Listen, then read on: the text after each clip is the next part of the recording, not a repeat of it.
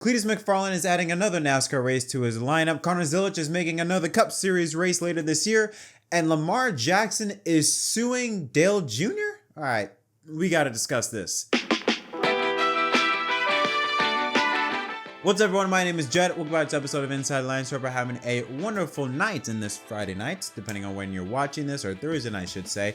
But before we get into these stories, if you haven't already, don't forget to leave a like and subscribe for more content, and comment your thoughts down below on any of this stuff we're going to discuss in today's episodes. First, out of Cleetus McFarland. Everybody knows him. Over 4 million subscribers on YouTube. Majorly popular influence in just car community, motorsport / car community. Made his ARCA debut in Daytona, which, let's be honest, I think 90% of the people that tuned in only tuned in for Cleetus, and NASCAR knew of that because they made great use of him on their social media presence and got a lot of views for it. They did their job. Well, we have been wondering, a lot of people have been wondering, if was this going to be a one or done thing, or will Cleetus add more races to his lineup? Well, he did say that he will be racing at Talladega later this month in April. Well, now add another race to his lineup, Bristol, later this fall during the Bristol Night Race weekend. He announced this on the Stacking Pennies podcast with Corey LaJoy this week. So now Cleetus McFarland will have 3 ARCA races to his name right now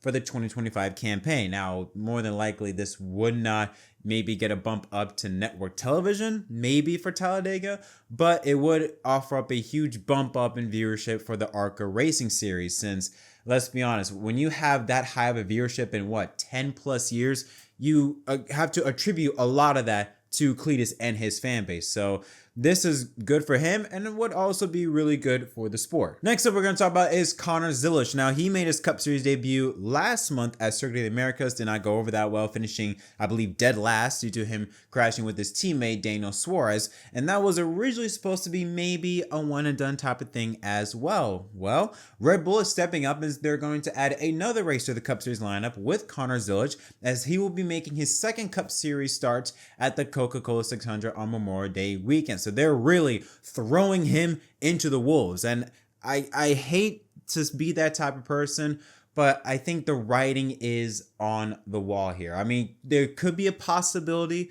where you look at a guy like Daniel Suarez. Even though I do feel like he's been running very well this season, you could argue that at some points he is a faster Trackhouse car. But it just looks like, when you look at how everything is lining up, Connor getting more races, getting more support now from Red Bull, I think the writing's on the wall here with Daniel Suarez. Unless something big happens, something major happens coming up in these next few months, that I think there's a strong possibility we could see Zilisch take over that 99 ride in 2026. I mean, I understand, for rookies, especially for new drivers who want to get their feet wet in the Cup Series. But I do feel like with Red Bull continuing to step up to promote Zilisch, to promote him as one of their future drivers, I think the writing's on the wall for Connor. But I'm very interested in seeing how he will do at NASCAR's longest and toughest race, because that is really, he's not going to be the type of driver that you're going to expect to see in the top 20. He's going to, I think we should all expect to see him do is to just try and run all the laps, run 600 miles, be there at the end. I don't think anyone is expecting him to do any have some type of exemplary performance. Just lead all the laps or run all the laps and be there at the finish. If he can do that, I think that's a win. All right, now let's get into the good stuff. The reason why you're here in this episode: Lamar Jackson. We know him. Everybody knows him. If you watch football, you know who Lamar Jackson is, quarterback for the Baltimore Ravens. He can do a lot of things, but can't make it to the Super Bowl. Anyways, he has some interesting stuff on his plate regarding some stuff off track. I was about to say off track, off the gridiron with his apparel company, Era 8. Well, his team is deciding to go after Dale Earnhardt Jr. and the number 8. So this is what's going down. Now, this was first reported by Jonathan Howard, who says that Dale Jr. is having his number 8 trademark challenged by Lamar Jackson. Lamar's team believes it is too close to his, quote, Era 8 brand. In the filing, Jackson contends that he is widely associated with the number 8 due to his prominence in the NFL and the branding of his merchandise.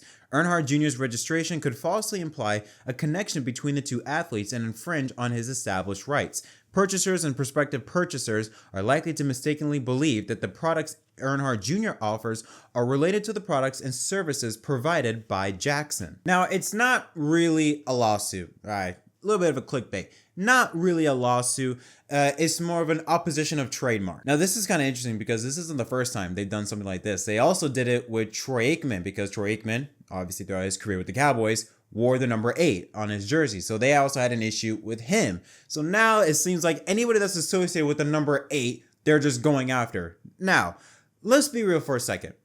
I think, and maybe it's just me being naive, a lot more people know Dale Jr. for the 8 than Lamar Jackson for the 8. My opinion. I just think that. Now, there's a lot of people that are getting this confused. Many people believe that Lamar Jackson's team is suing Dale Jr.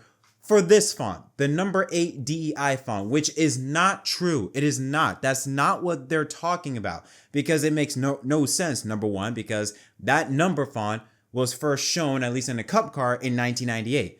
Lamar Jackson was born in 1997. So that's not it. This is not.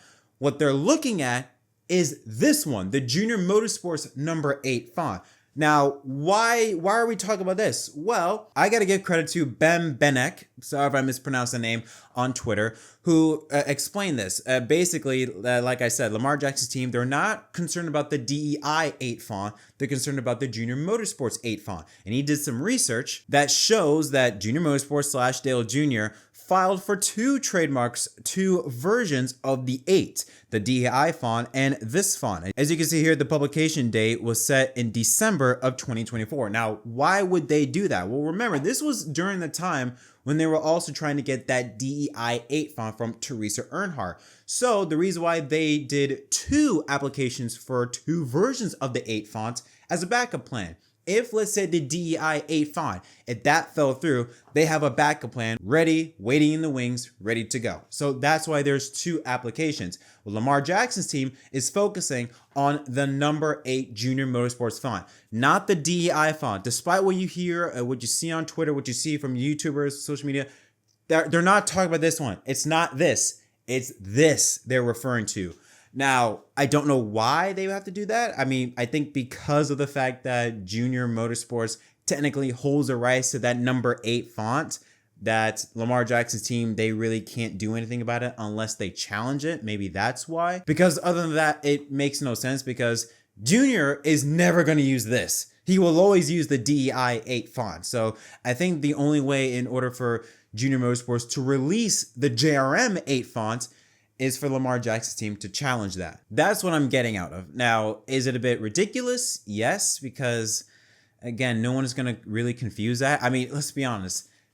I don't think many people, unless you're a diehard racing / Dale Jr. fan, does anyone really remember this font? Like, I don't think many people remember this font.